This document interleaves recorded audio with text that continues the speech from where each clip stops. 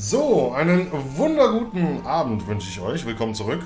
Oder an YouTube einen wunderschönen guten Tag, guten Morgen, wann auch immer ihr das seht. Leider ein klein wenig verspätet. Technische Störungen. Aber jetzt sind wir wieder da, wie versprochen, mit dem Rest vom Erdbeerfest. Wir stehen hier, ein super Ausblick im Übrigen. Da unten die Kirche, wo wir angefangen haben. Wir sind, oder ich bin ein bisschen weiter gelaufen, ohne wirklich zu wissen, dass es was triggert. Nämlich zwei Sequenzen, wo der Herr von uns, so Henrik hier, der mich gerade so ganz böse anguckt, weil wir hier unsere Zeit verschwenden, gesagt hat, sieh zu, wir verschwenden unsere Zeit, wir müssen hoch, weil König hat gesagt. Und deswegen müssen wir das machen. Also so ein schöner... Es gibt ja gar keine Tage mehr, ne? Also keine Ahnung, ob es ein Morgen ist, ein Abend, eine Nacht. Naja, jedenfalls gehen wir mal in die Tunnel und schlagen uns zum Schloss durch die Kanalisation, durch die Verliese oder zu den Verliesen.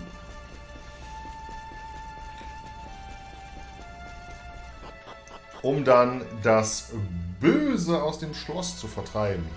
Ich bin hier schon rumgelaufen. Wie gesagt, ich wusste nicht, dass das diese Sequenzen triggert. Da hier drin die Gegner signifikant stärker sind. Nicht wirklich ein Problem für mich. Aber es gibt doch ein bisschen mehr Loot, besseren Loot und vor allen Dingen gibt es mehr Erfahrung und es gibt mehr Gold. Deswegen bin ich hier ein bisschen rumgelaufen.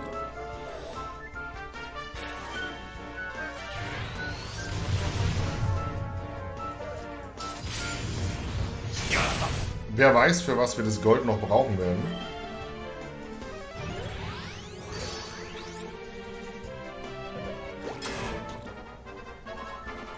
Ich mag das Schild.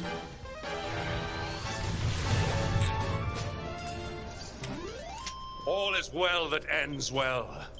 Da hat er nicht ganz unrecht.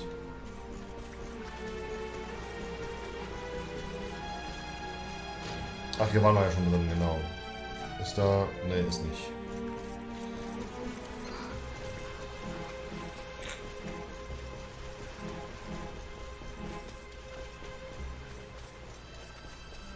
Haben wir hier schon? Müssen wir ja gewesen sein, da müssen wir nämlich durch. So, und um die Ecke und am Ritterchen vorbei.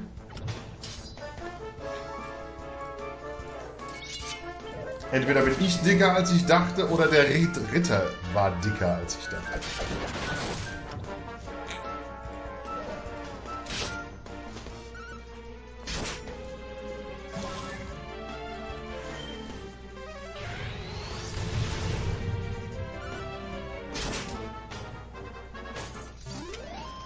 Victory is ours.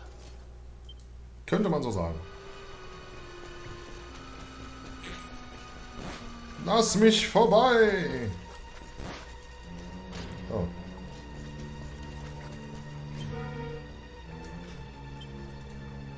Yes. Obwohl ich im Schloss aufgewachsen bin, war ich nur selten in diesen Tunneln. Da weiß ich leider nicht, wo das Tor sich befindet, von dem seine Majestät sprach. Ich würde lediglich mutmaßen, dass es mit dem königlichen Wappen versehen ist. Komm, besuchen wir den Winkel der Kanalisation. Das ist super. Super Idee, Kollege. Hab ich nicht. Hab ich nicht. Aber wir haben Gegenstände.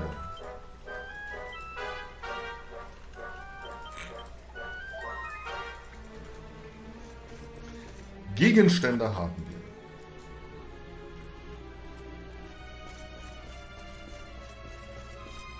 Kommt mir irgendwoher bekannt vor.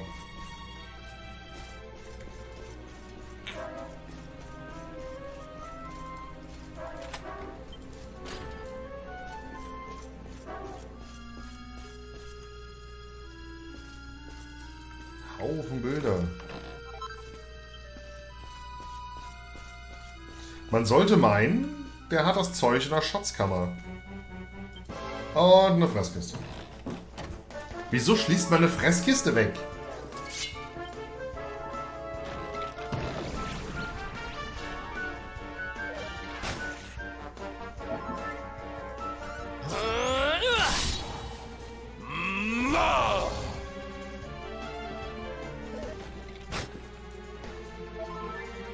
So viel zum Thema Angriffe abfangen.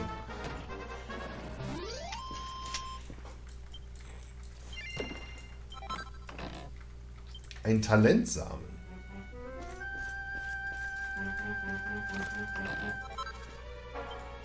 Eisenkopfschutz.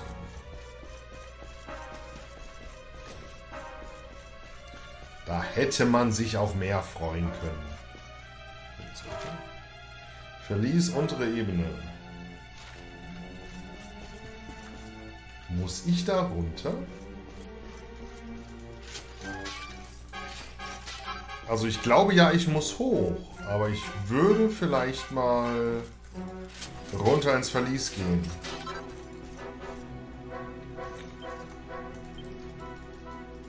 Einfach mal aus der vermuteten Hoffnung, dass da vielleicht der ein oder andere Companion hocken würde.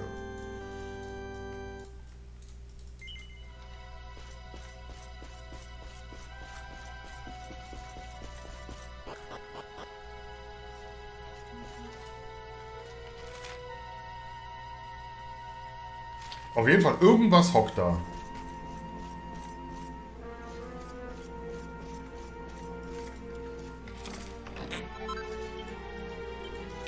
Heilige Asche.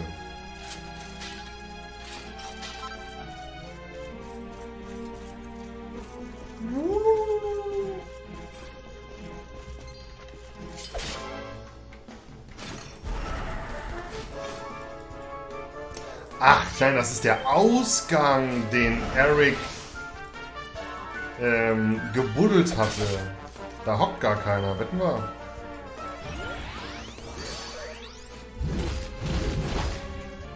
Oh, das tut voll weh.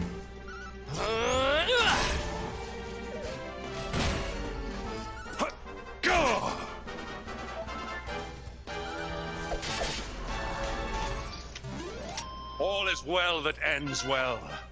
Jawoll! 31, ich habe echt... ich möchte mich gar nicht skillen. Weiß ja nicht, ob ich nicht vielleicht doch nochmal was dazu bekomme.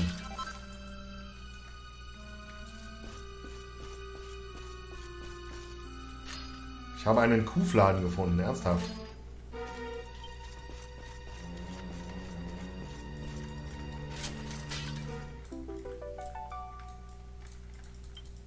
Medaille ist gut.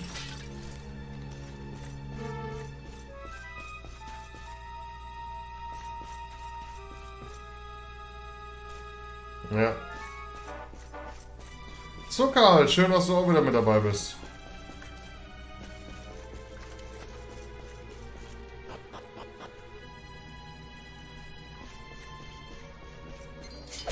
Weiß halt auch nicht, warum ein Kuhfladen in so einer Vase drin ist. In einem Gefängnis.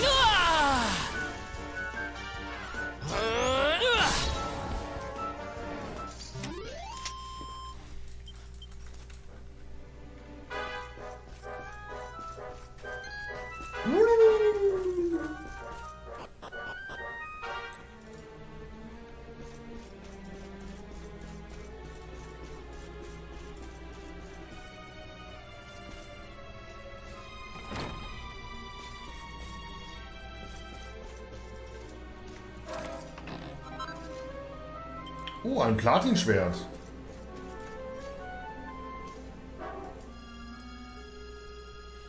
Schätze der Nation Nummer 106, der Schild von Heliodor. Unsere Geschichte beginnt mit dem ersten König von Kriegerwelt und seinem Gefolge, die nach vielen Tagen der harten Reise in einer Herberge in Heliodor Rast machten. Ein großer schwarzer Drache erfuhr davon und erachtete dies als die perfekte Gelegenheit, den König von Kriegerwelt zu töten. Also startete er einen flammenden Angriff auf die Stadt. Als die Bürger von Heliodor in Panik gerieten, trat ein einziger Ritter mit den ausgestreckten Armen vor sie und tat alles, um sie vor dem Zorn der abscheulichen Echse zu beschützen. Der König von Kriegerwald war so bewegt von der selbstlosen Tapferkeit des Ritters, dass er ihm einen edlen Schild in Form einer großen schwarzen Drachenschuppe schenkte. Bis heute befindet sich dieser sagenhafte Schatz in Heliodor. Der König kann ihn jedem Ritter überreichen, den er seiner für würdig erachtet, mitsamt der Rolle, für die der Schild steht, erster Ritter des Reichs. Ich trage Schild, ist meiner.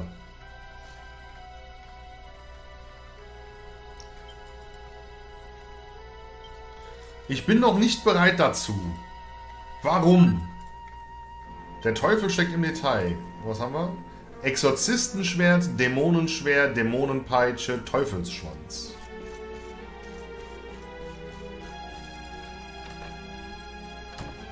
Da kann man mitarbeiten. Okay, so, die Tür ist zu. Oh, tschüss. Oh. Vom Regen in die Traufe. Muss ich? Wo muss ich denn jetzt lang?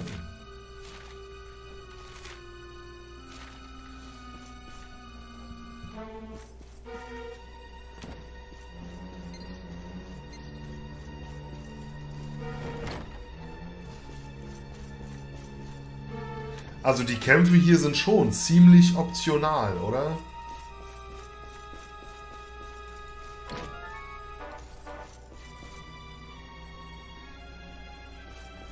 Das ganze schöne Essen weg.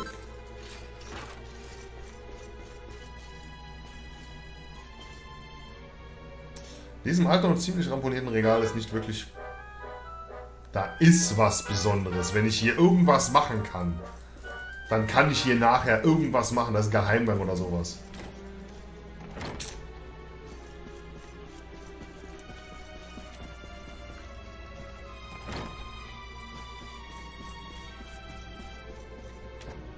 Leise.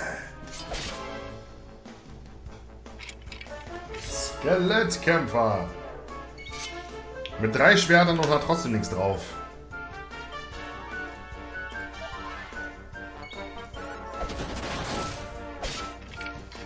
Okay, das war, also, das ist jetzt Zufall. All is well that ends well.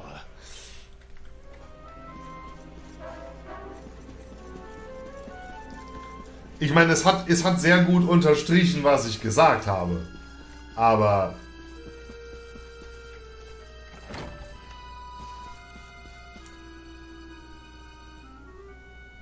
Hallo?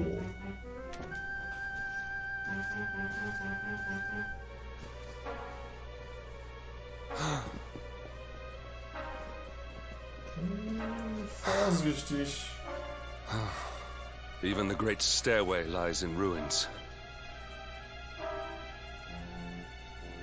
Da will jemand nicht, dass wir hochkommen. The usurper will be in the throne room, if he is anywhere. He must be found and punished, which means we must seek another way up.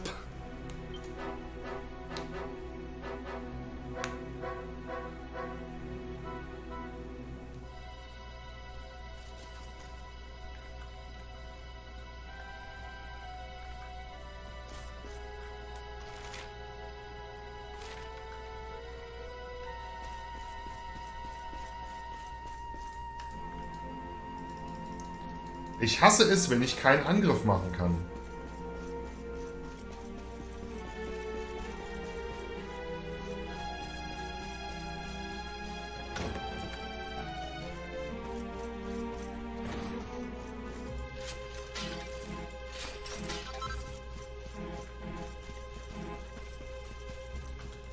Die nehmen wir doch noch mit.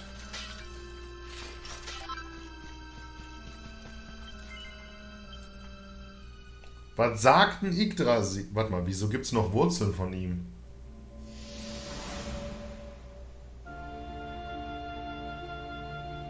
Come, Jasper, do your worst. If you insist.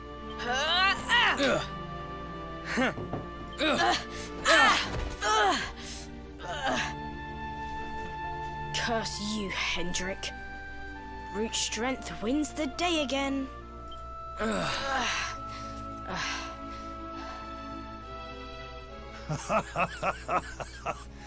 It is good to see 2 young men with such spirit. Huh?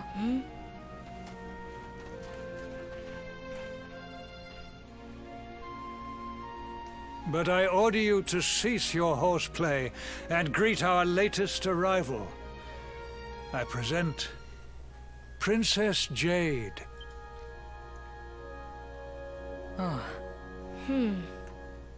When you grow older, you will be the guardians of this great kingdom. I am counting on you. And now, so is she.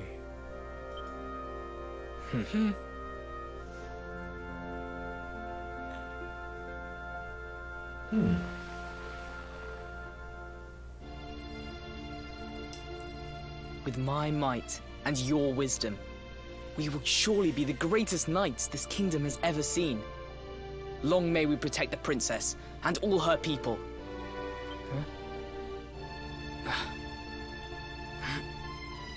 Jasper, are you listening to me? What is this? Why, the shield of Heliodor, of course. Symbol of the kingdom's greatest knights. His Majesty keeps it in his private chambers. If we are destined to become such men one day, one of us will surely wear it. I would very much like to see it. Wouldn't you?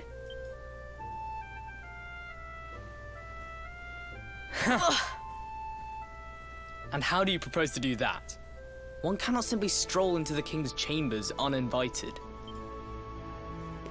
Oh, I have my ways. I just so happened to spy a certain someone treating himself to a midnight feast in the kitchens. Huh? None other than His Royal Majesty. He slithered out of a secret passage behind a cupboard and set about the leftovers. That passage must lead to his chambers. Was habe ich gesagt? Ich sollte Lotto spielen. You devil! You've solved the mystery of his bulging belly. The Queen will make you an earl for such a service to the kingdom. We meet in the kitchen at midnight. Agreed? Agreed.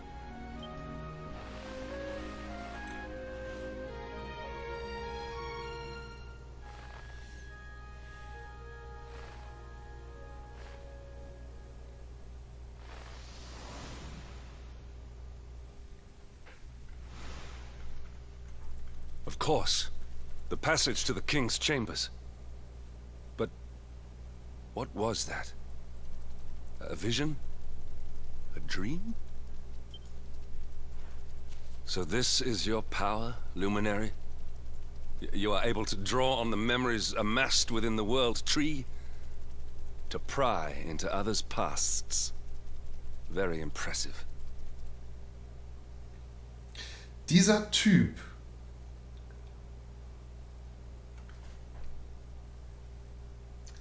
bei allem Respekt,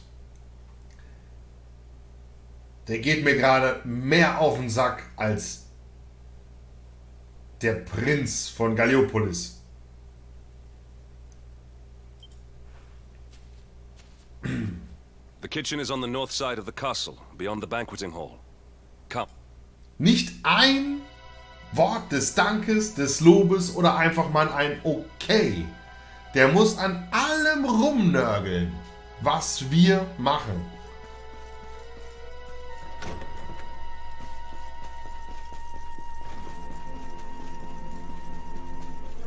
Ich meine, hätte er sich alleine an den Geheimgang erinnert? Wohl wahrscheinlich weniger. Die Truppen wären aufgerieben worden und ja, Thema gegessen.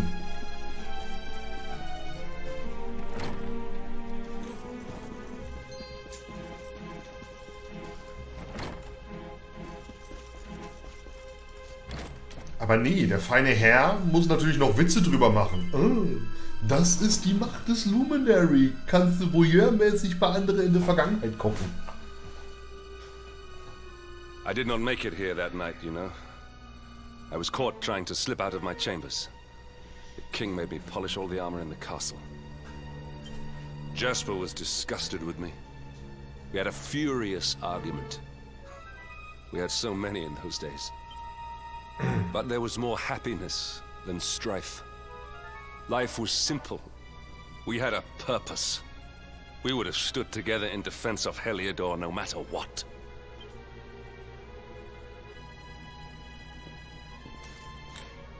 I have treated you poorly. Forgive me. Hat er mich gerade gehört?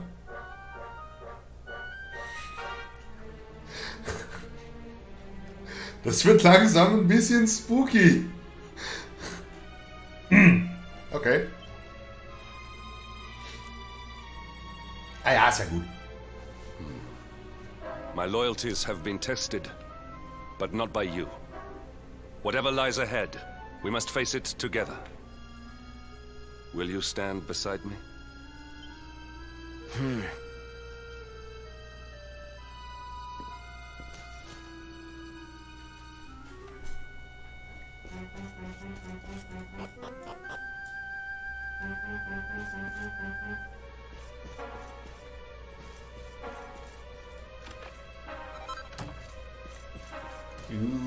Lederumhang.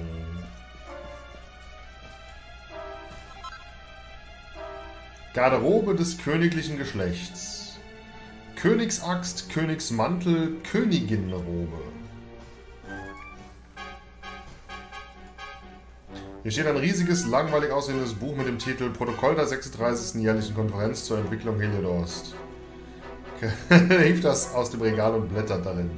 Die Ränder sind angefüllt mit Zeichnungen köstlicher Kuchen und Torten. Jedes Bild enthält eine genaue Beschreibung des fabelhaften Geschmacks dieser ergötzlichen Desserts. Leckere Erdbeermus. Die erlesene Kombination aus lockerer, zarter Mousse und leicht sauren Erdbeeren ist absolut himmlisch. Ist nicht so, als ob ich schon zu Abend gegessen hätte, aber ein Dessert geht immer. Das liegt man mir auch leider an. So, bevor wir da hinten hingehen.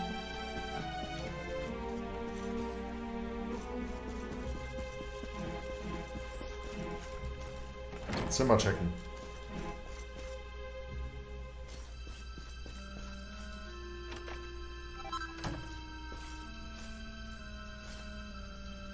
König Karneol hinter dem Thron.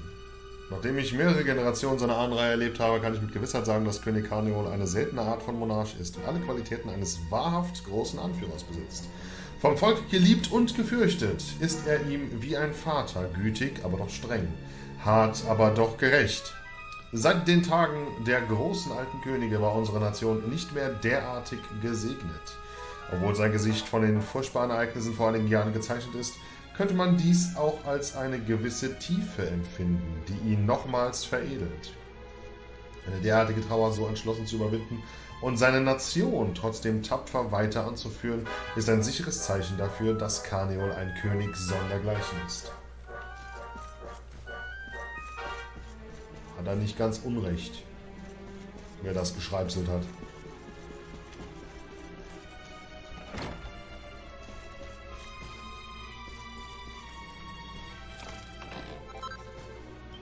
Ein Goldbarren.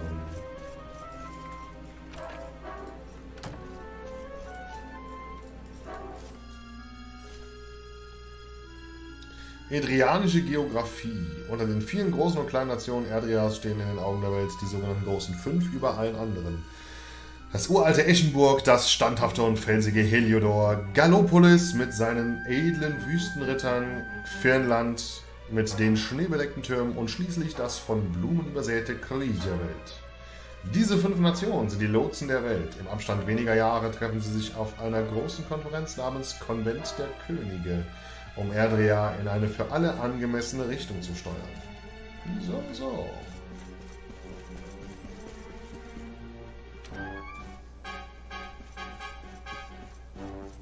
Da war ich schon drin.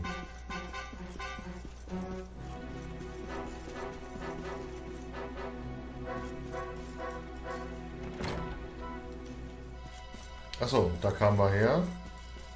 Da war ich, glaube ich, auch schon drin, ne? War ich schon drin? Nein! Fürstinnenfäustlinge. Gemach der Königin.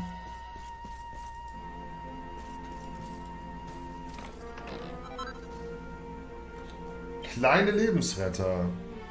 Philanthropenring, Annullierring, Ring der Immunität, Ring der Wahrheit, Vollmondring, Klingenring, Ring der Klarheit, Hexenring, Hexerstein. Heidewitzka. Oh, Mit zitternden Linien hat jemand etwas gezeichnet, was wie 2 Zündhölzer aussieht. Eines davon hat einen Bart, das zweite trägt eine Schleife. Und an der Zeichnung steht mein Papa und ich. Oh, hat bestimmt Shade gemalert.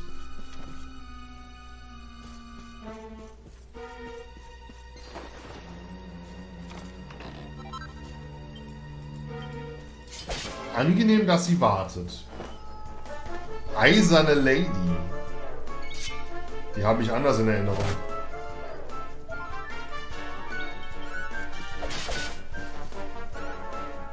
Und ich glaube, an die ich mich erinnere, die hieß auch anders.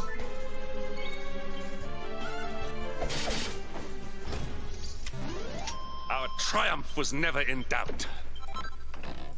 Seidenblüte. So, Thronsaal oder weiter hoch? Gehen wir erstmal weiter hoch.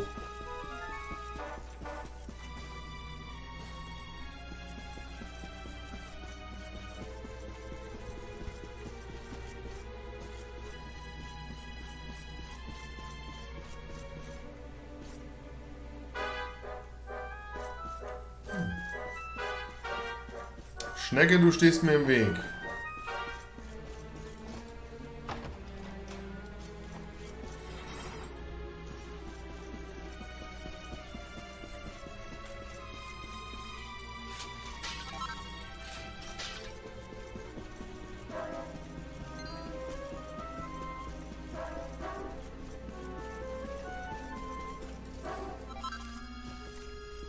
Eschenburger Taler. Okay, dann geht's schon. Sag mal, Zukal, hast du schon rausgefunden, was man mit den Eschenburger Talern machen kann? Oder anders gefragt, kann man mit denen was machen, ohne jetzt irgendwas zu spoilern? Cool.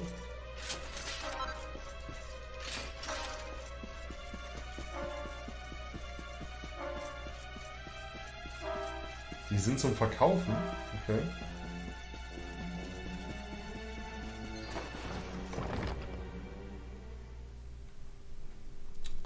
Muss ich mal gucken, ob ich sie verkaufen kann und wie viel die wert sind.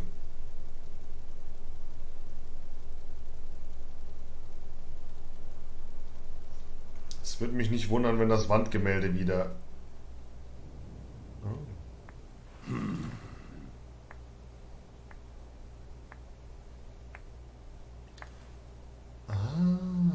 You have done well to make it here, old friend. And with the Darkspawn in tow, no less. Oh, bravo. Jasper. Yeah.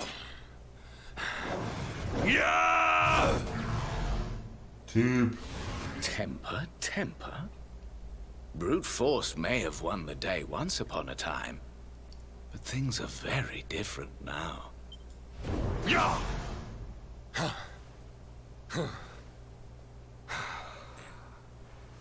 Why?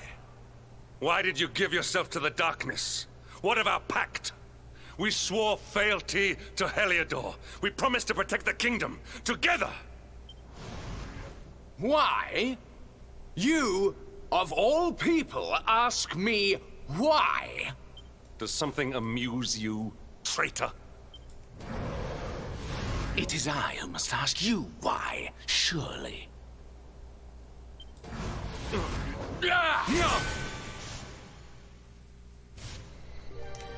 Why is it that you always thought yourself so much better than me?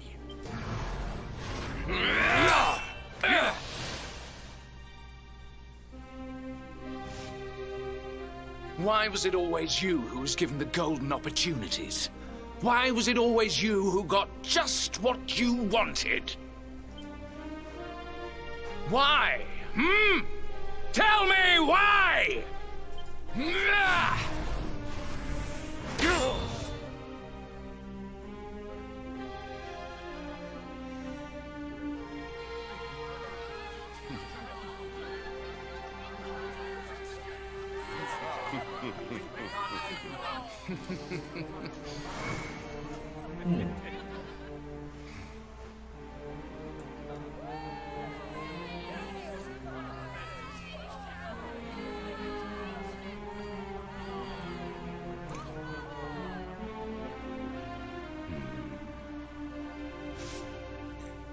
Well, no more.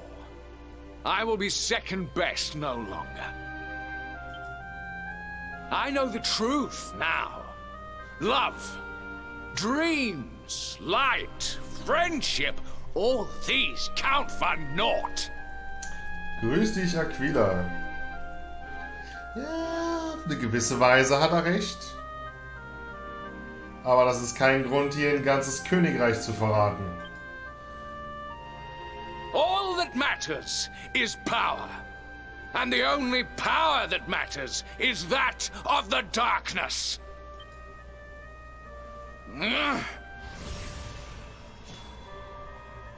There is one who sees the worth in me, who deserves my fealty, who gives me the power I crave. And all who stand in his way must be destroyed.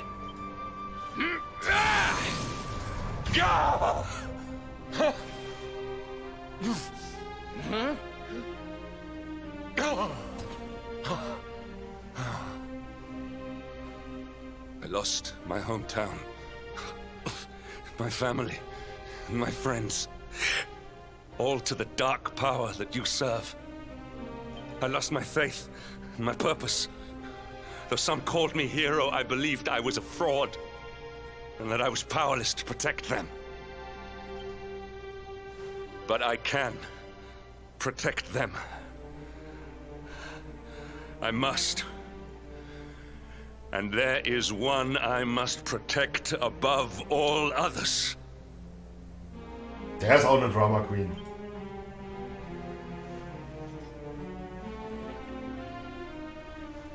It is the Luminary's duty to deliver the world from evil, and it is my duty to protect him. Jasper, you are a traitor to your kingdom, a servant of evil, and a threat to the servant of light. I sentence you to death!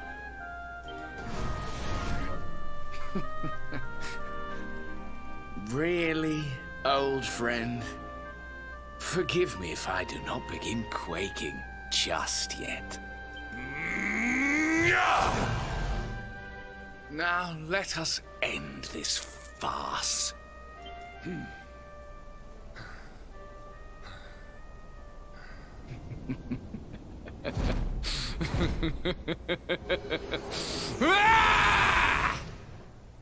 You will outdo me no longer, Hendrik. This time it is I who have been chosen, and you who will fade into obscurity. Er weiß, wie man einen starken Auftritt hinlegt.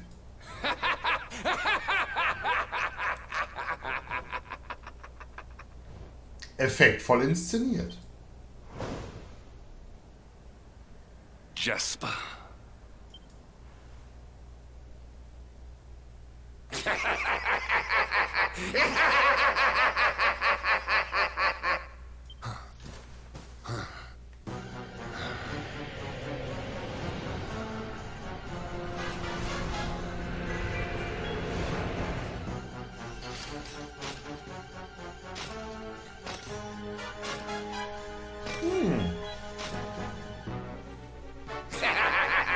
Well met, worms!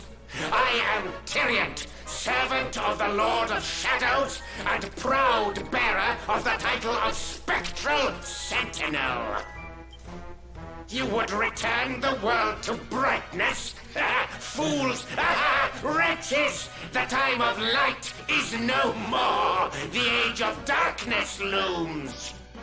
All is as the Lord of Shadows wills it. As long as I yet live, the dawn shall not return to this place.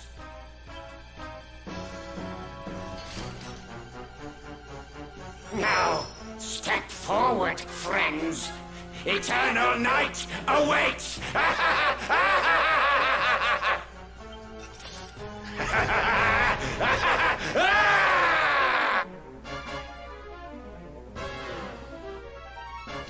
Die Gegnerdesigns sind schon geil.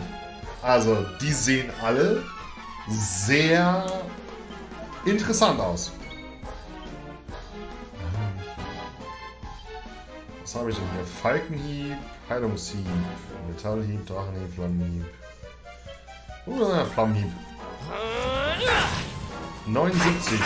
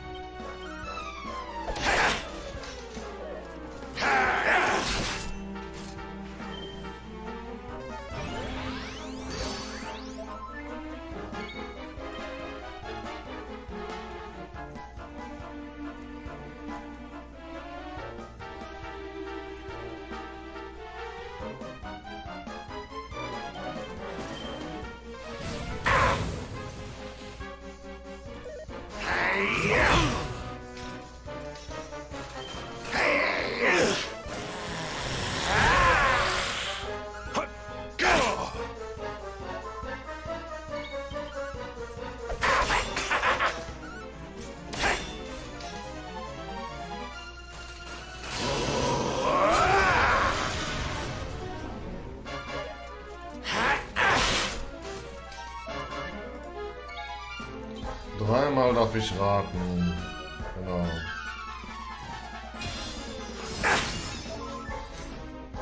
Fritz, einen wunderschönen guten Abend. Geblockt! None shall pass.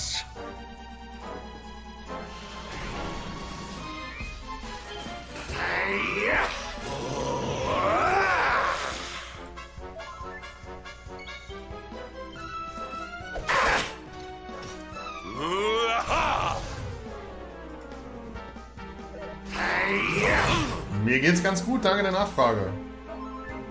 Wieso funktioniert die Duldsamkeit nicht? Er bereitet sich darauf vor, Angriffe abzufangen. Was hat er jetzt gemacht? Er hat Damage reinbekommen. Verstehe ich den irgendwie falsch, oder?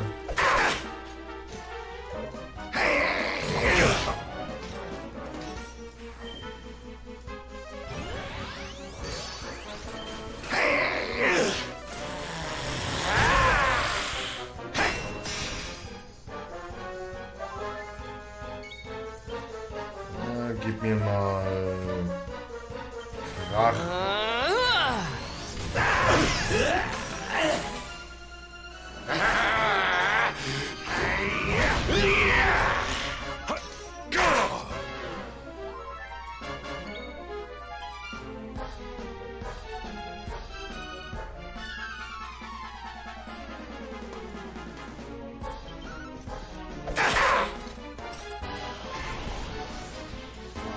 Ah, der Flammenschlag ist, glaube ich, schon besser.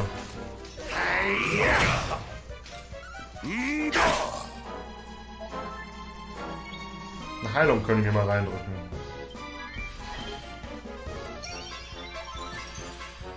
Nein, Fritz, ich habe umgestellt, aber das ist schon seit 2 Wochen so. 2, 3 Wochen oder sowas. Wenn nicht sogar noch länger.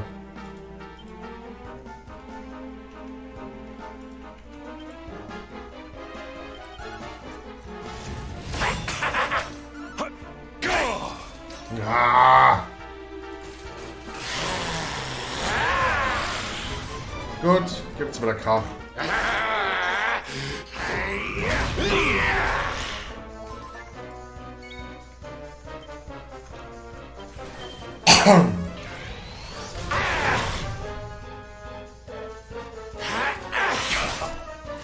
Behind me. Das funktioniert doch sowieso nicht.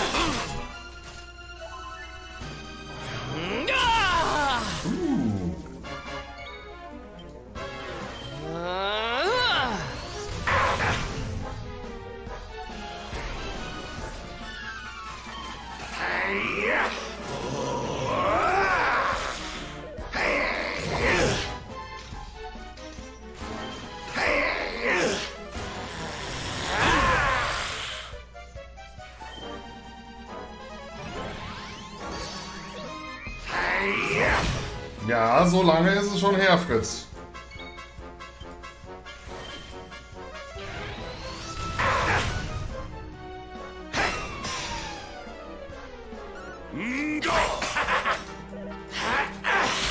Greif doch wenigstens mal den Schatten an.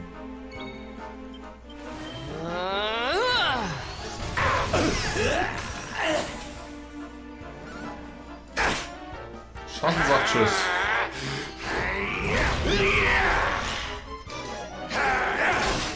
Der macht mir echt wenig Damage. Naja, mein Storykämpfe, ne?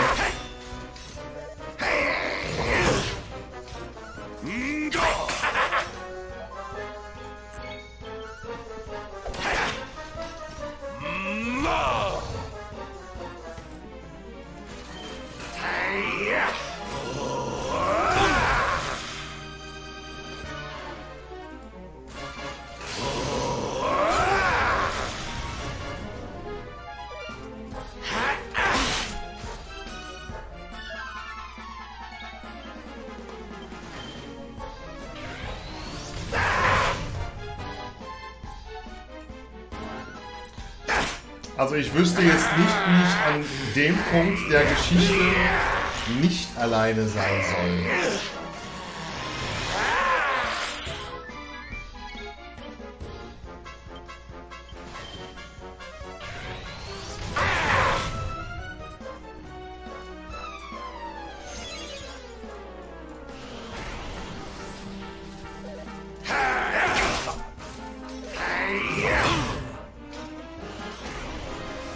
Das ist unangenehm.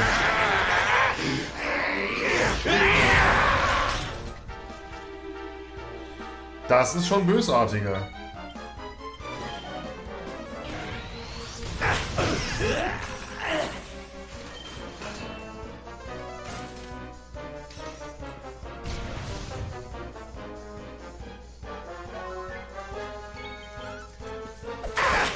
Er könnte trotzdem herausfordernder sein, denn ich meine, Hendrik hat unbegrenzte HP, der ist unbesiegbar und der fängt unglaublich viele Angriffe ab, wie man ja schon sieht.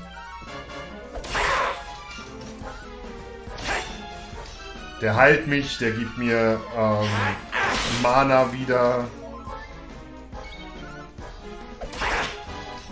Du könntest das Ding halt auf Auto stellen und nebenbei was anderes machen. Das finde ich halt ein bisschen schade.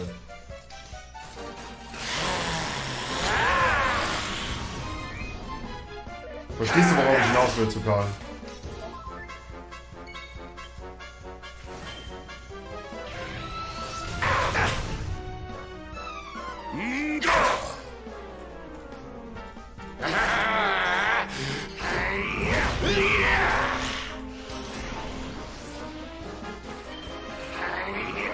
Na, vielleicht spiele ich es nochmal durch mit diesem erhöhten Monster-Damage.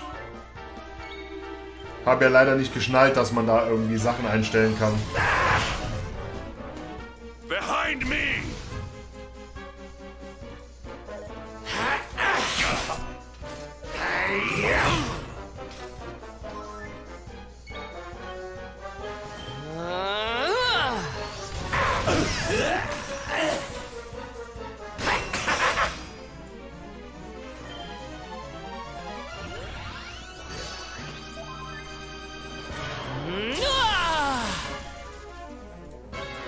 Aber wie wahrscheinlich ist es, dass ich bei so einem Schaden besiegt werde? So Karl. Ich meine, die Companion-KI ist nicht so schlecht. Sobald ich irgendwie halbe HP habe, kriege ich von ihm einen Heal rein. Oder mit der Mana. Ich krieg Mana von ihm.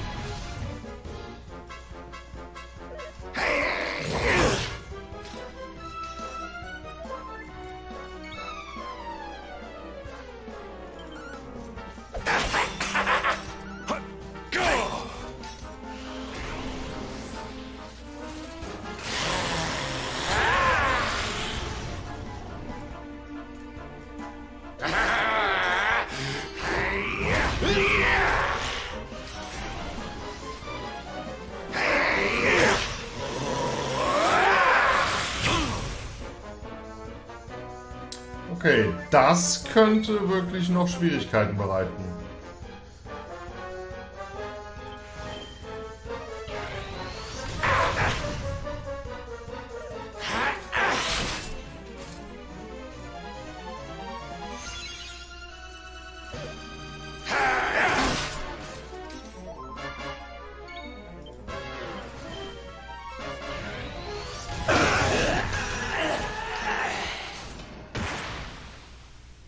Geht doch.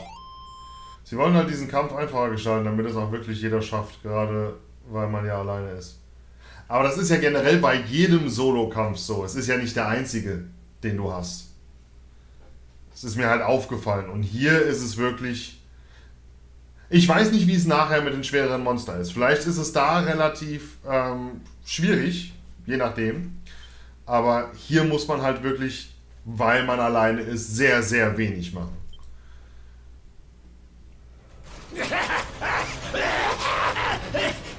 No, my darling darkness! Do not leave me! Do not let the light prevail!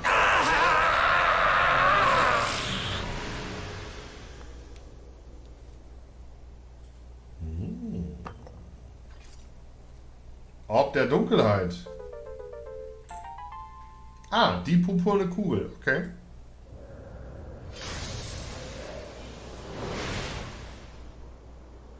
Wir haben Nacht.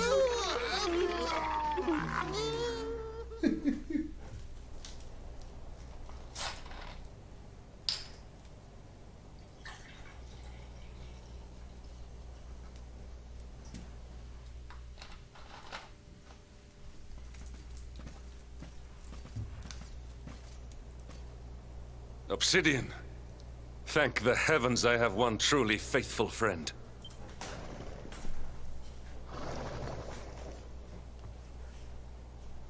The darkness may have dissipated, but we cannot know what toll the battle took. We must return to the last bastion and see what, if anything, remains.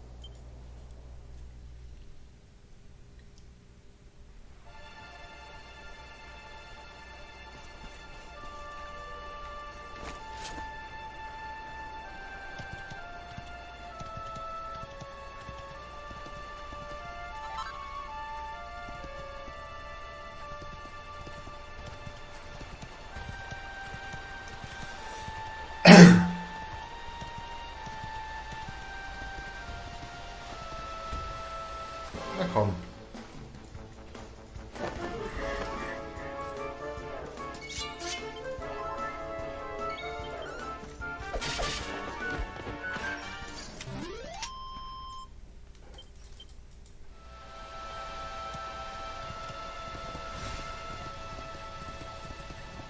So, rechte Seite, linke Seite. Ist mir auch egal.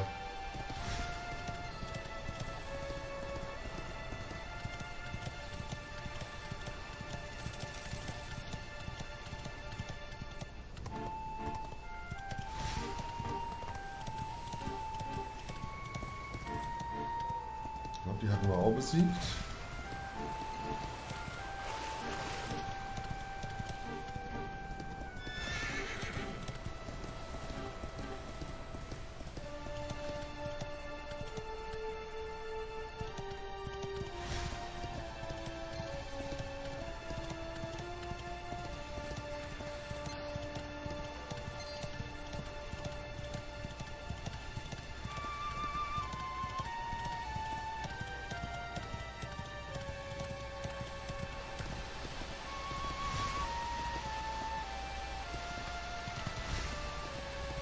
Komische Vögel.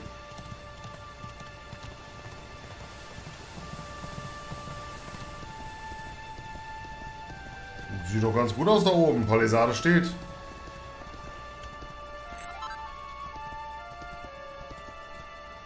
Wenn nicht gerade jemand von innen aufgemacht hat.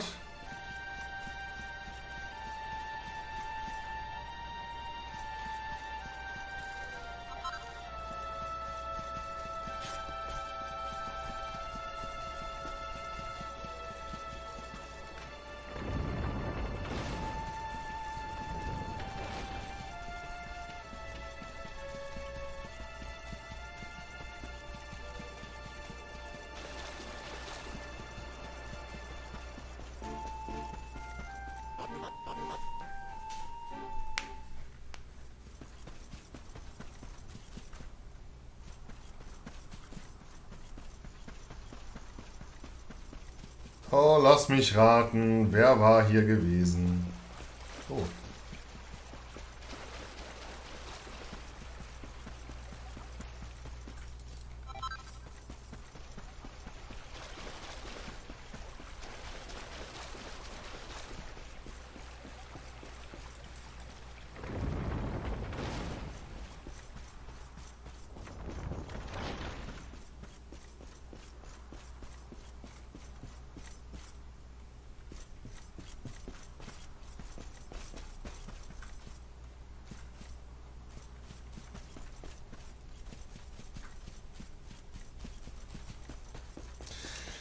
Naja, er muss ja irgendwo hingegangen sein, ne?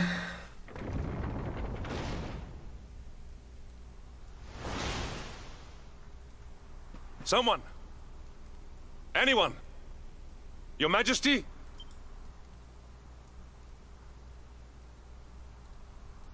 Please. Somebody!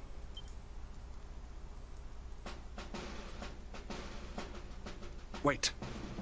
That noise.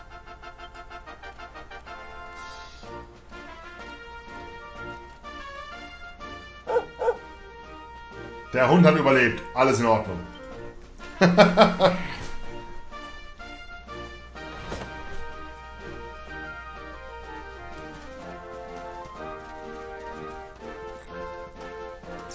Erhebt eure Stimmen und euer Haupt. Wir werden... Ich kann... Das war jetzt zu schnell. Entschuldigung.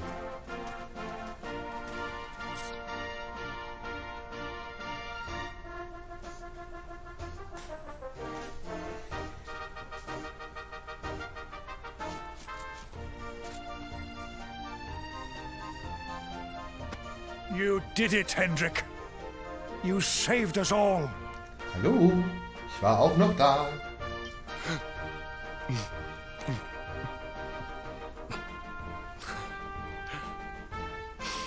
Out of my way! Let me through!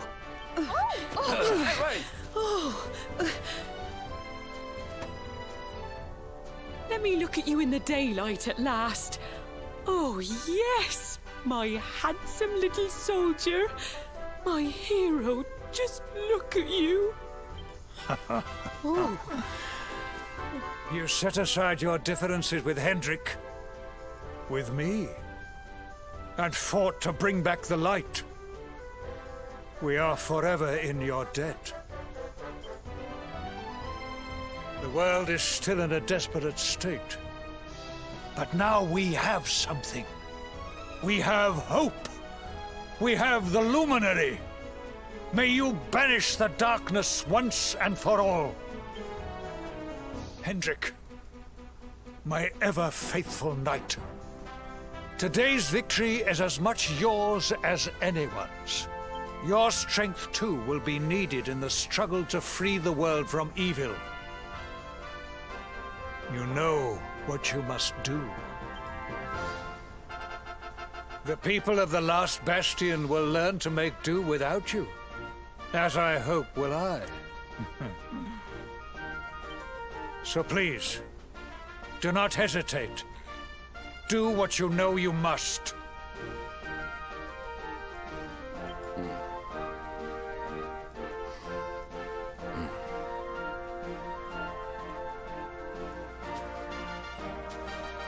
Honored Luminary. I serve you now. Though it cost me my life, I will stand beside you until the darkness is no more. Damit könnte ich mich anfreunden.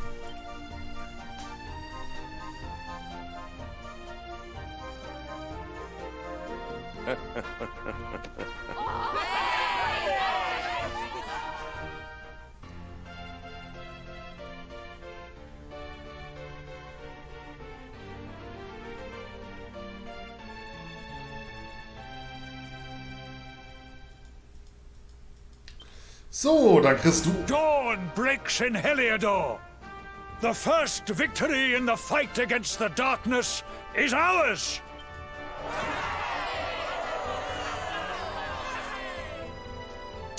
Das Freudenfest in der letzten Bastion dauert bis tief in die Nacht hinein und fröhlicher Gesang hallt durch die Täler.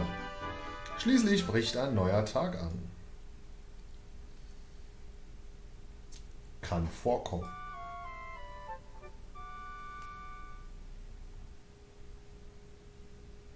Ich weiß zumindest, wer die Zweihandschwerter bekommt.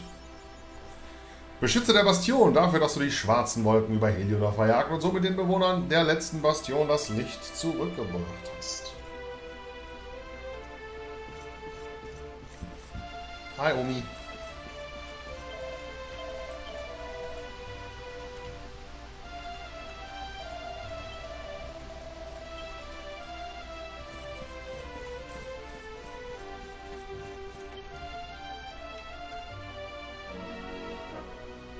36 ist der Knabe.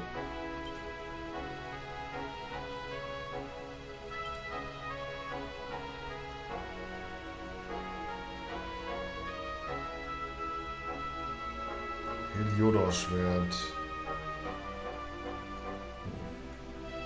Ritteraxt.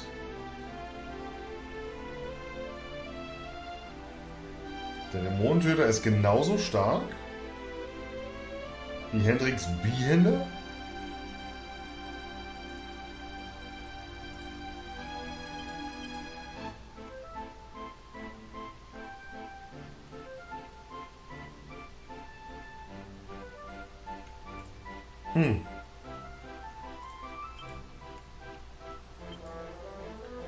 Gut, schwere Rüstung. Ich glaube, was Besseres habe ich für ihn gerade gar nicht.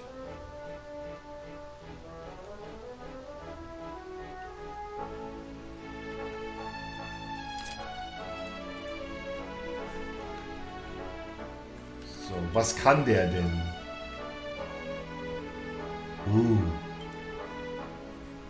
Schwerter, Schilde, Äxte, Bihänder und Heldentum. Waren Volkshelden vor ernsthaft? Wieso habe ich das nicht? Oh, wieso haben die so 12 Zilliarden mehr von den Dingern?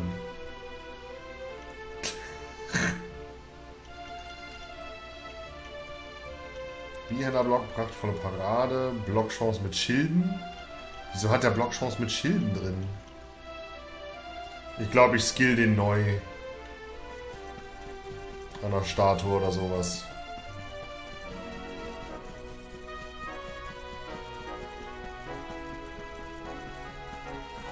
Also der wird definitiv kein Schildträger werden.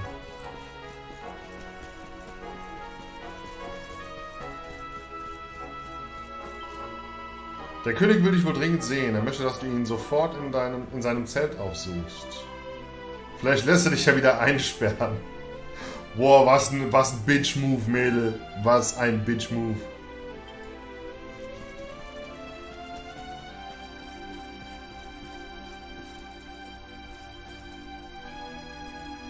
Du nutzt weder Schwert, Schild noch... Well? Or did the people perhaps not permit you the luxury of rest, eh? Or even better, there is no surer sign of a kingdom at peace than a high-spirited populace. Ich will noch nicht von Frieden reden. Ich meine, da oben schwebt immer noch eine Festung mit so einem fetten Magiertypen, ne? Now, to more serious matters. Hendrik, there is something I wish you to have. The shield of Heliodor. Sire. You are like a son to me. And it is a father's duty to prepare his offspring for the dangers that await them. You will have need of it, I am sure.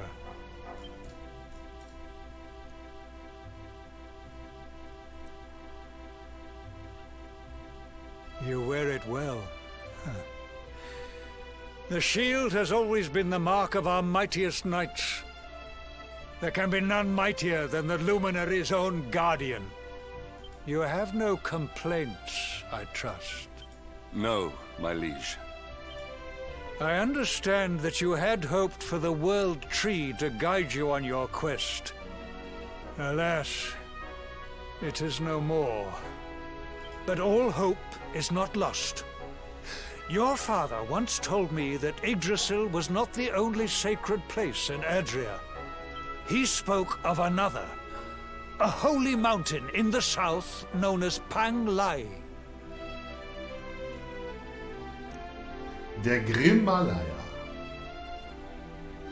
The fate of those who dwell there is deeply intertwined with that of the Luminary, or so he said. It may be mere hearsay, a conversation half remembered, but if it is true, you may yet find help in your quest to defeat the Lord of Shadows. Venture west through the Mangle Grove, and you will find a valley that leads to the Costa Valor. Pass through the checkpoint beyond it, and you will soon find Mount Panglai.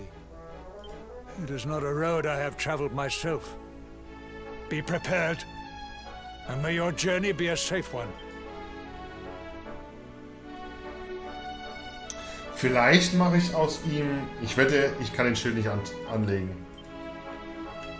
Kann ich doch.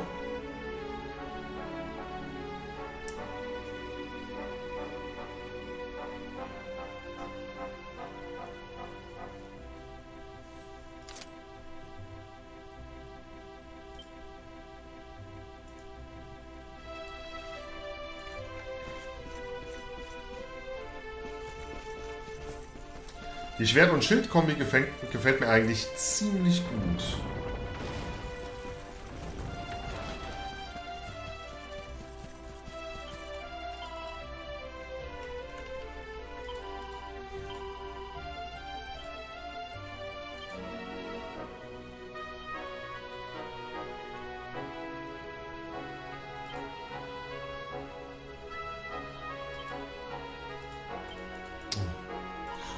Wir lassen es mal so.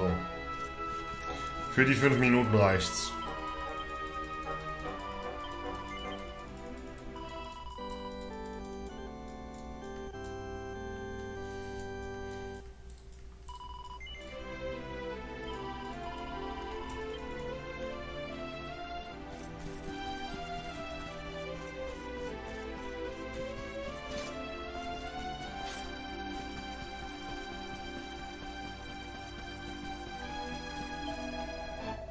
Eins darfst du nie vergessen, ja, du bist der Lichtbringer und es ist dein Schicksal, die Welt zu retten, aber das ändert absolut nichts daran, dass du immer mein Junge sein wirst. Wenn all das vorüber ist, komm wieder heim nach Kieslingen. Ich werde hier auf dich warten. Und keine Sorge, ein schöner heißer Eintopf wird auch auf dich warten.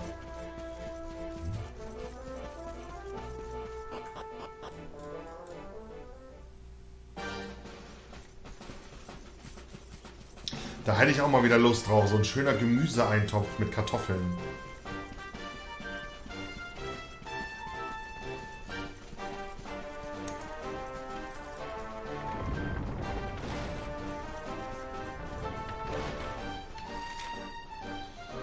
So, Smaragdküste, rechts lang.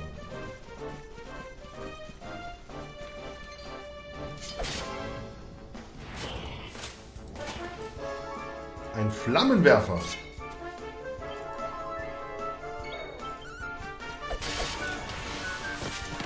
Tschüss. Victory is ours.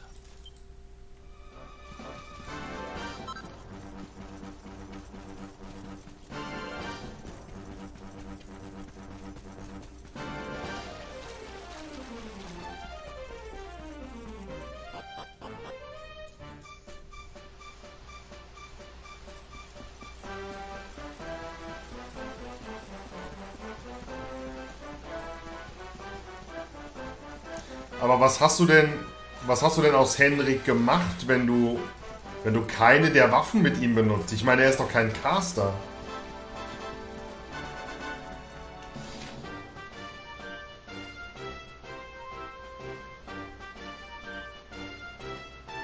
Oh.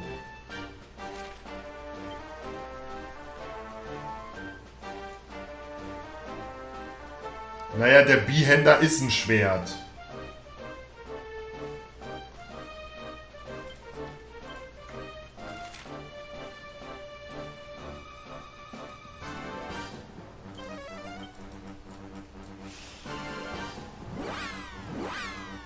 Also...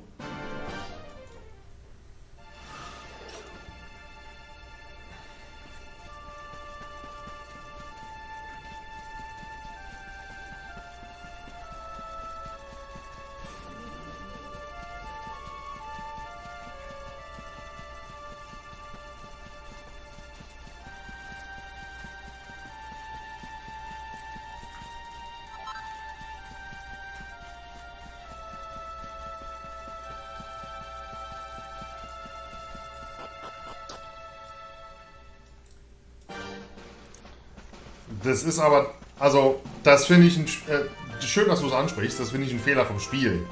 Also, Schwert lässt sich nicht als einzelne Kategorie einordnen. Schwert ist ein Oberbegriff. Sie hätten dann Einhand Schwert draus machen sollen. Wie es manchmal ja auch ist. Aber nicht einfach nur Schwert. Weil es macht keinen Sinn.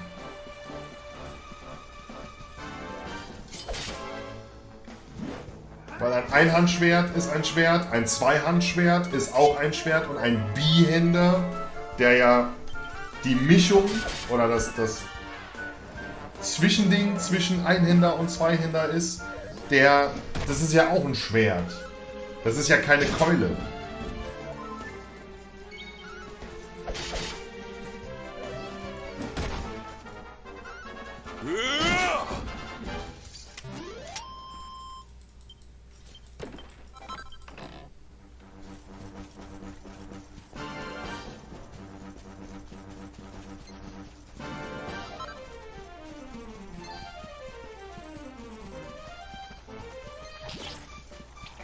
Die Kuh, die gibt's noch. Ist das ein Traum?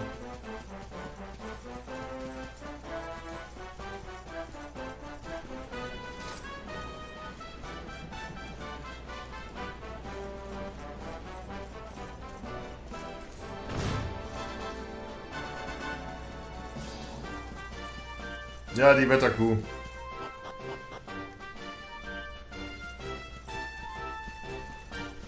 Ich habe schon ziemlich gegrinst, als ich die das erste Mal gesehen habe.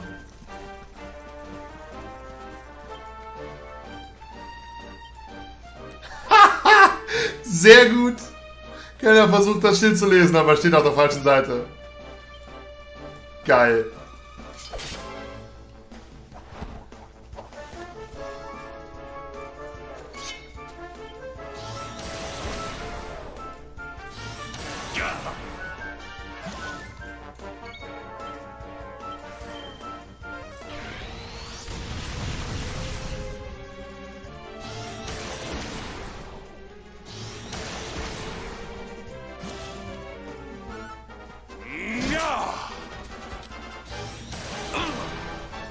Ja, ihr habt Giftpfeile. Wir haben es mitbekommen.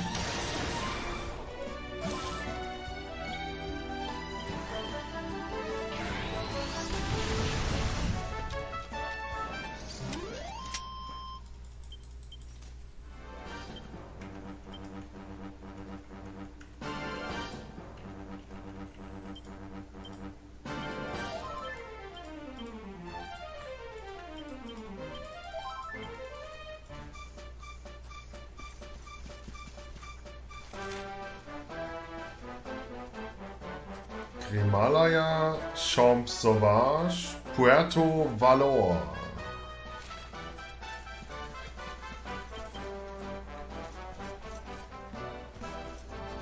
Die gibt's noch.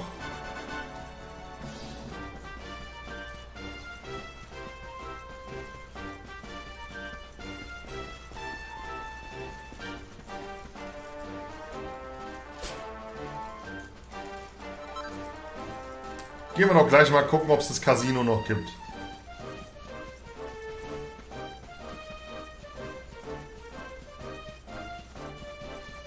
Ich weiß gar nicht, wen davon ich schon gekillt habe und wen nicht. Oh. Als Yggdrasil runtergekommen ist, da hat es hier in der Gegend einen mächtigen Erdrutsch gegeben und der Weg nach Puerto Valor ist blockiert.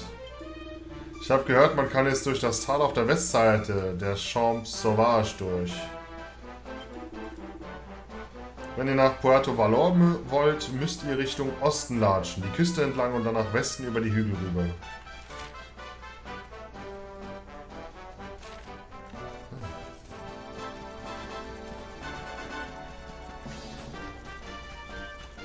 Die sehen ja neu aus.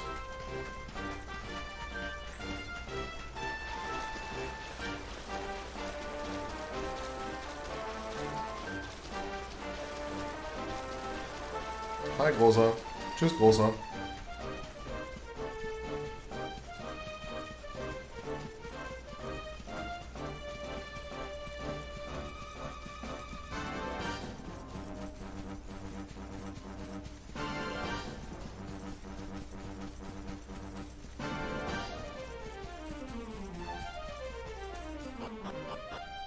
Es gibt noch.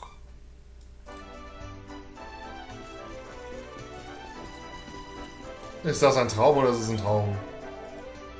Gibt nicht mehr allzu viele, die uns hier in Puerto Valor besuchen. Die Reise ist einfach zu gefährlich. Doch habt nur keine Angst. Wir Ritter werden die Stadt und ihre Einwohner beschützen. Wir werden weiterkämpfen, bis kein Monster mehr übrig ist. Könnte eine Weile dauern. Den Staat kenne ich doch. Eigentlich bin ich nur hergekommen, um Urlaub zu machen, aber nach allem, was passiert ist, ist es ja wohl das Mindeste, dass ich bei der Verteidigung dieses Ortes mithelfe. Ich habe gehört, dass Heliodor zerstört worden ist. Also gibt es für mich sowieso kein Zuhause mehr, zu dem ich zurückkehren könnte. Dann kann ich ebenso gut versuchen, mich hier nützlich zu machen. Hat er recht. Ist da ein neues Zeug drin?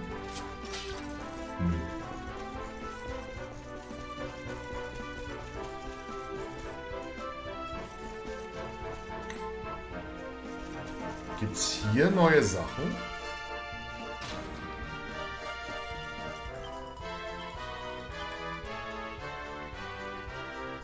Die Aurora-Klinge ist neu.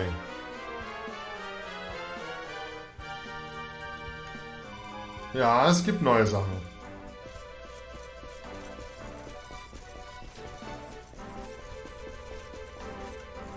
Ihr müsst mir zuhören. Warum denn? Westlich von hier griffen mich Monster an, aber ich wurde gerettet von einer paradierenden Truppe geheimnisvoller und ziemlich extravaganter junger Männer. Wow, da ist bestimmt unser Ronaldo da dabei. Oder Ronaldo oder Remoaldo oder wie auch immer. Westlich von hier. Der komische Chapeau-Typ. Die Welt kann untergehen, aber das Casino lebt weiter. Remoulade, genau. Remoulade ist es. Ah, Nummer 2 ist ein heißer Tipp.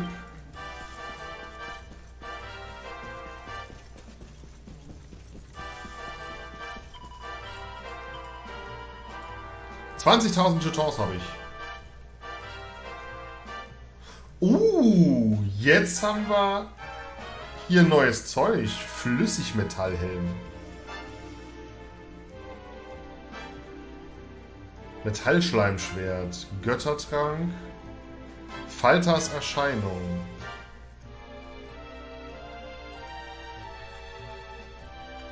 Hier unten machen wir nichts.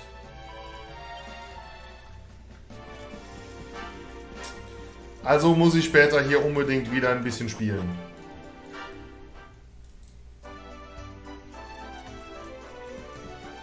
Im Westen, sagte sie.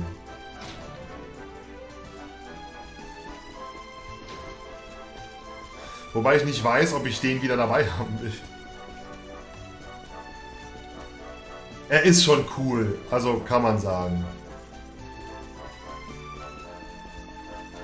Remoulade hat schon was auf dem Kasten.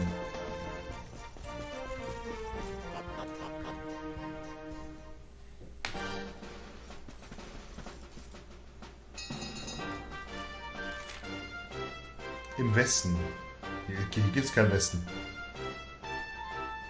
Wahrscheinlich in den Champs-Sauvigny.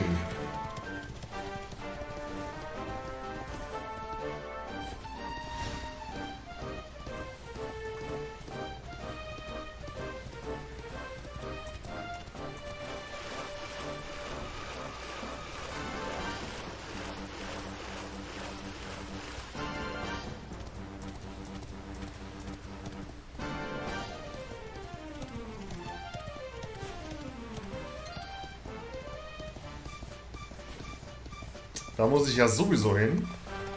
Ups.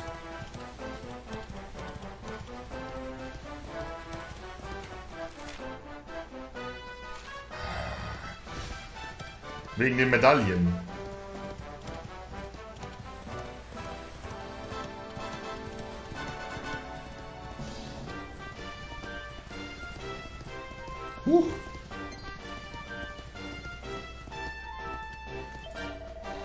Ich bin durch das eingeschätzte Tal da vorne gekommen, aber im Westen herrscht ein ziemliches Chaos. Wahrscheinlich, weil die Gegend so nah an der Stelle liegt, wo der Weltenbaum runtergekracht ist. Und ich habe von einer Schar junger Männer gehört, die das Land in seltsamen Kostümen durchstreifen, dabei einen heillosen Tumult veranstalten. Remoulade, ich komm! Ich heil dir! Er hilft dir!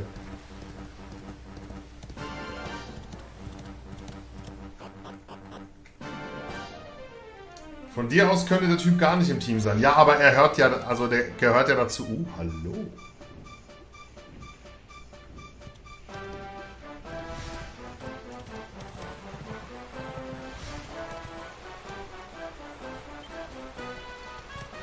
Ich will ja auch absteigen seit 10 Minuten. Dankeschön.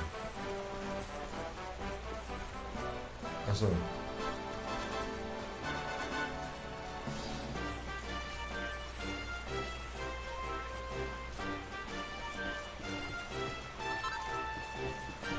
Eschenburger Heller. Muss unbedingt gucken, ob die was wert sind.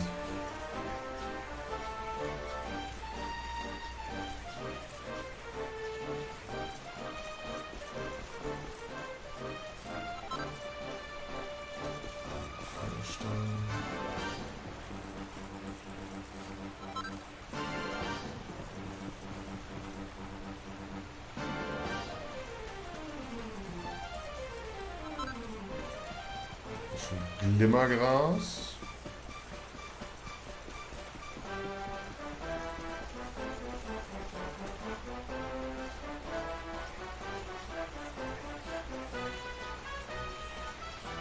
Muss halt jetzt überall rumgucken und schauen, ob und wenn wer von meiner alten Truppe überlebt hat. Ist ja nicht so einfach. Also Jade hätte ich schon sehr gerne wieder in der Truppe.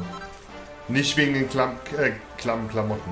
Ja, wegen den knappen Klamotten, die sie anhat, sondern die macht einfach unglaublich mega mördermäßigen Damage. Und den alten hätte ich auch gerne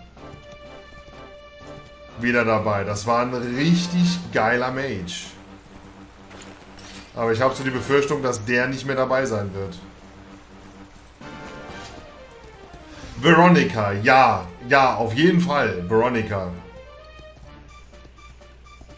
Serena muss nicht sein, aber Veronica, da hast du recht, Aquila. Veronica ist definitiv ein Muss. Wobei ich glaube, die werde ich oben in Aquilonien finden.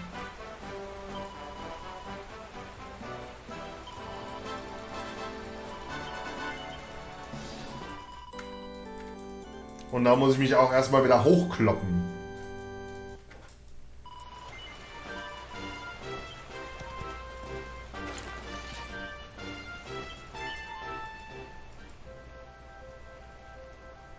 Oh, das ist cool.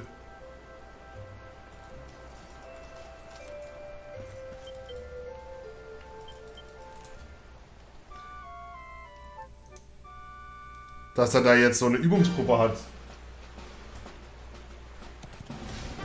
Ich muss ihn mal fragen, ob er die Übungspuppe immer so im Handtäschchen mit dabei hat oder ob er sie sich gerade geschnitzt hatte.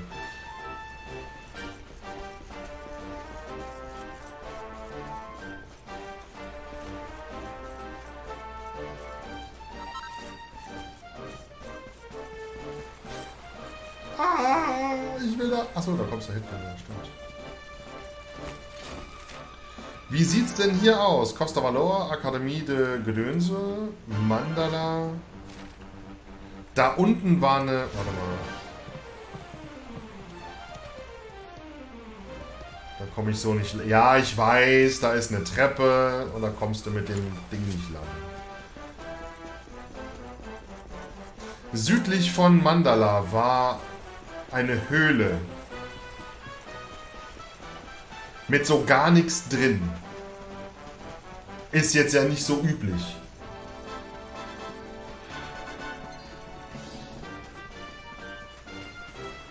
Den Gegner mache ich gleich. Erstmal zur Akademie hoch. Ups. Dass wir den Akademieport haben.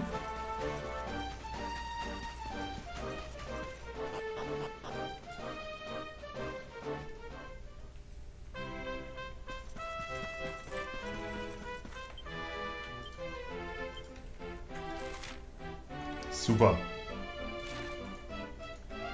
Check.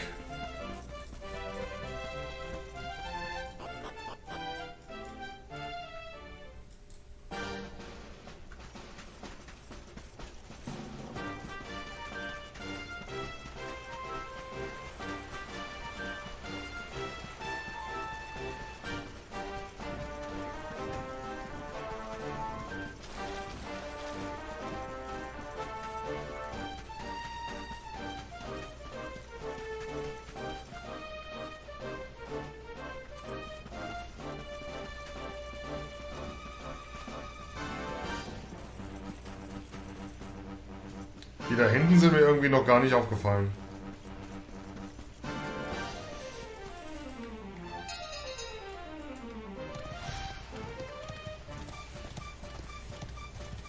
Wahrscheinlich waren sie vorher auch noch gar nicht da.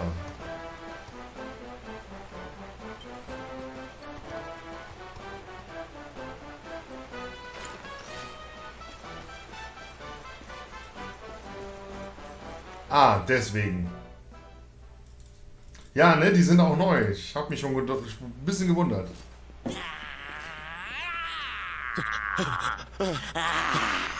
That man is in danger. We must go to his aid.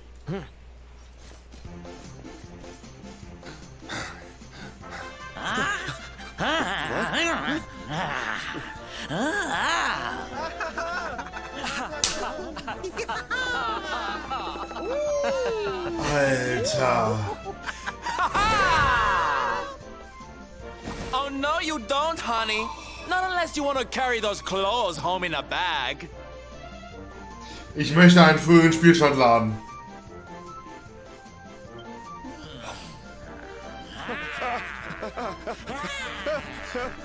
Well, don't say I didn't warn you.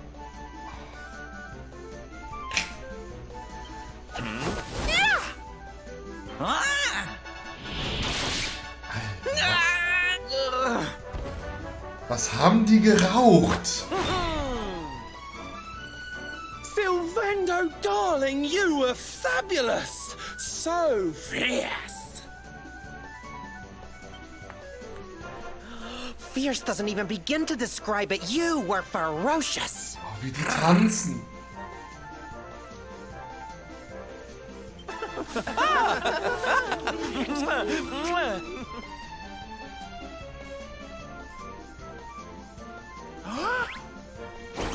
Can it be?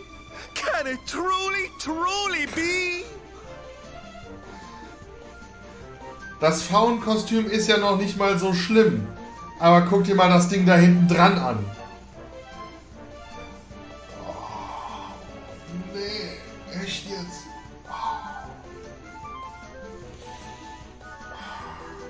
Grüß dich, Prime. Truly, truly, truly? Truly, truly? It is. I think it really is. Darling, it's so wonderful to see you. Oh, I thought you were lost to me forever. You two are acquainted? And what is it that you do exactly? Super. Oh, come now. Isn't it obvious? We're fighting an epic battle to bring back something the world has lost.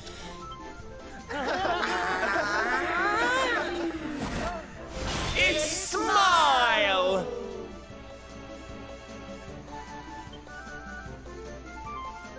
That's right, darlings. We're on a quest to bring sunshine and laughter back to every corner of this drab, drab world. My little parade has picked up quite the cavalcade of warriors for wondrousness. Aren't they just so much fun?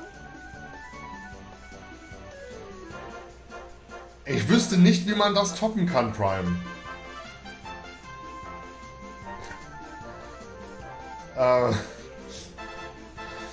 Bin so ein bisschen geflasht gerade. But never mind that now. I can't believe you're alive. It's a miracle. I thought I'd never see you again. Ich weiß nicht, mit was ich gerechnet habe, aber damit definitiv nicht. Und nein, das Kostüm gefällt mir nicht. So geil. Excuse me? Oh, honey, I'm so sorry I forgot all about you. Are you okay? You're not hurt, are you? No, I am not. Thanks to you. You are more strong than you appear. My name is Dar. I come from Phenomenon in the south. And if it were not for your help, I would not be returning there. Thank you.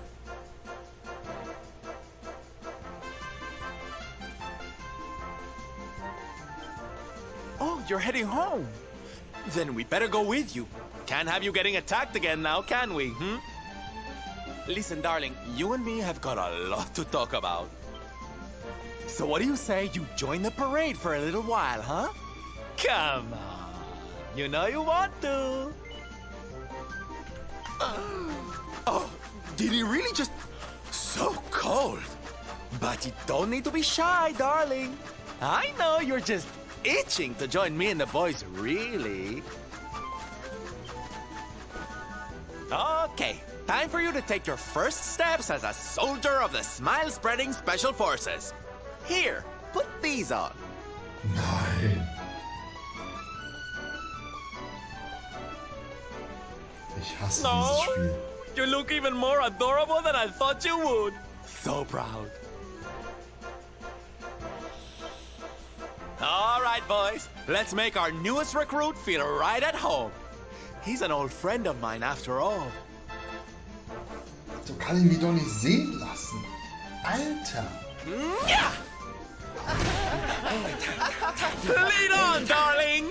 And don't let me cut you frowning. You're at the head of the world's premier gladness-bringing parade! Ich erschieß mich. All right, let's get out there and make the world smile! And... shimmy! Yeah!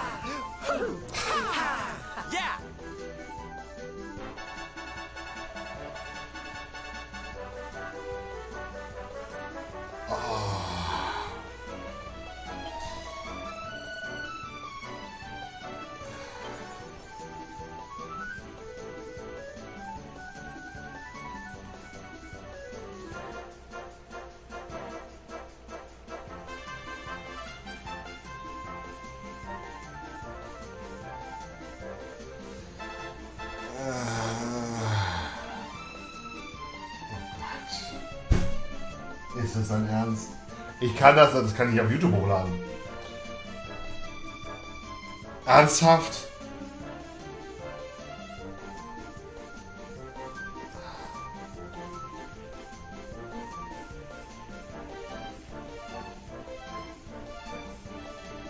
Wer auch immer das hier programmiert hat, muss im früheren Leben Regenwürmer vergewaltigt haben.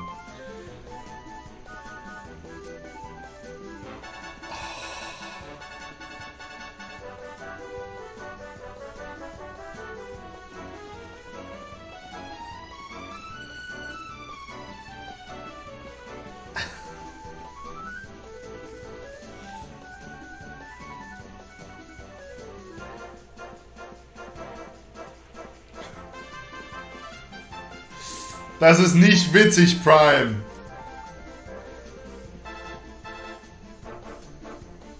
Oh Gott.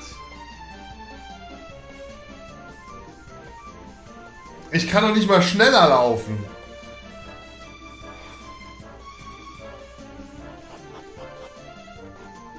Ich schaue mir nicht die Werte der Rüstung an. Die wird gleich ausgezogen und weggeschmissen. And here we are at our destination, the beautiful, bustling tourist town of Nomnon. So viel Tourismus ist da nicht mehr. Not here, too. The whole world is just so dreary these days. Thank you for saving me. I must go now. I wonder what can have made him venture so far from home in the first place. Might it have something to do with why the town is so quiet? Das ist kein Kostüm, das ist eine Vergewaltigung von gutem Geschmack. Sounds like a job for Sylph's detective agency. Leave this to me. Agents of happiness, soldiers of smile, go spread some special parade cheer and find out what's going on around here.